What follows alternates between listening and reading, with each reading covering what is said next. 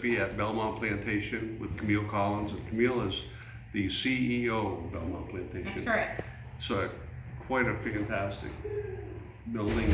How did it come about to be preserved, and how are you using it today?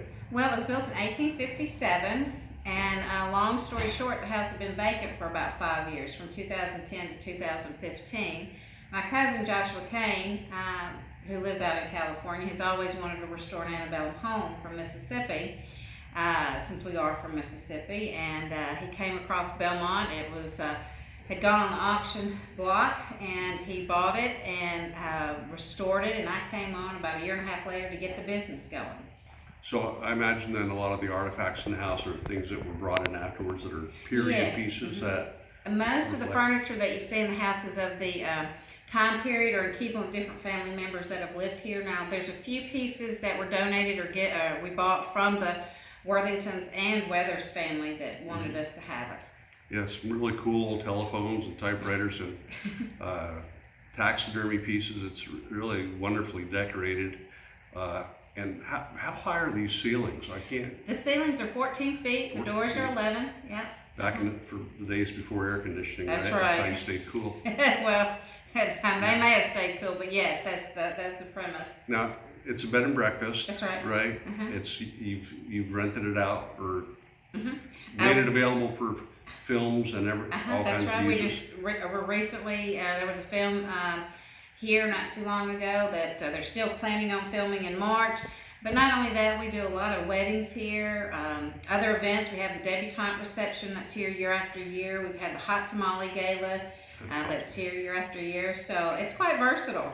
Yeah. Now, how many suites are there available for people to? There are 7 inside the house that you can rent, and then there's one cottage that we restored that came from a community called Panther Burn, Mississippi. Okay. Now, the rooms are unique, and this is where it gets interesting because I stayed in one of the rooms last night and had an interesting experience, as did a friend of mine, Kenny Keyser, who stayed in another room 2 doors down, and we stayed on opposite sides of a suite known as the what? Well, he stayed in the captain's suite. The captain's suite. And you stayed in the debutante suite. I was in the debutante suite. And there's a room between the two known as the matriarch suite. The matriarch suite. And it was empty last night. It was empty. No guests. And the door was open. Door was That's open. when I went to bed. That's right. And it was open this morning too. Yes. Is that the matriarch who's in the painting? The painting in there, yes. Is that? We call it the matriarch because the lady in the painting looks like she could be the matriarch of the house. So we don't know if she was actually the matriarch. No, she would not have. Okay. She was not. No. So when her eyes were following me as I was getting coffee this morning, okay. But so tell me about the matriarch suite and what makes it interesting. Well, the matriarch suite is really, it's a more feminine room, and a lot of my guests who stay here seem to have had some type of paranormal activity that they could feel in that room, as opposed to some of the other rooms in the house. Yeah, does that happen frequently to people in that room? More times than you would think, yes. Yeah. And even our housekeepers have had some experience with things in that room. Yeah. Well, anyways, make a long story short, I was in the debutante suite, which is right next to the matriarch suite, and Kenny Keyser was in the captain suite, which is right next. I guess they have like common walls and stuff. That's right. And shortly after I went up to go to bed and said goodnight to Camille, and Kenny had gone to bed, and I was putting my stuff out, getting ready for the morning fishing trips and stuff, and getting ready to set the clock on my phone, the alarm, and when I touched the bed, something pushed back on the bed. And when I sat down on the bed, something sat down on the bed next to me. And then when I laid down on the bed, it felt like there was a dog taking about 3 steps on the bed. And so I didn't know what it was. I thought, well, maybe it's an old bed and it's kind of just shifting around, but it kind of spooked me out a little bit. And Camille was here, and Lisa from the Convention and Visitors Bureau was here, and I didn't know how long Lisa had stayed, and So I was hearing women's voices for quite a while, probably approaching midnight. And they were very muffled, sounded like they were coming through the wall, or sounded like an older woman and a young lady or possibly even a girl. And I couldn't make out what they were saying, but they were having sometimes animated conversation.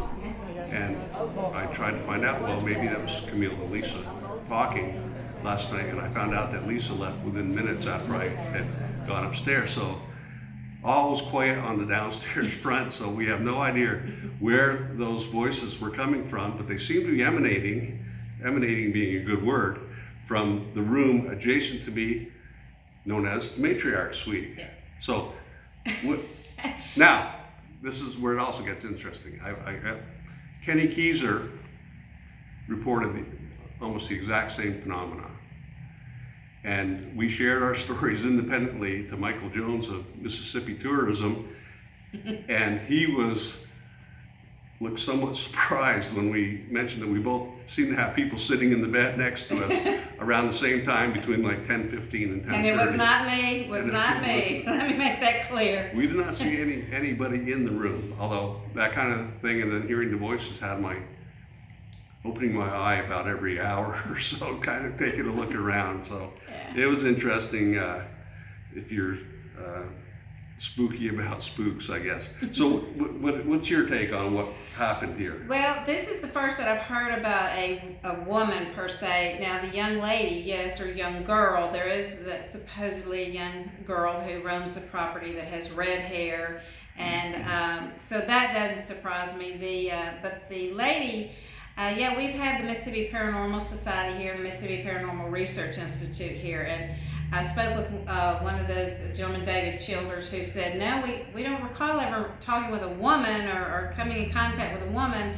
So that kind of threw me a little bit, but it would not be unusual. Typically there's a male figure that several people have encountered. My housekeepers, though, have encountered a lady, but as far as guests are concerned, that one's a new one for me. Yeah, to me they sounded like distinctly female voices. Again, I couldn't make out what they were saying. It didn't sound like an angry conversation, but it was sometimes, I'd say, animated, Yeah. where they were excited to be talking to one another. And just sounded like someone was having a very engaged conversation, maybe downstairs or something, or in an adjacent room.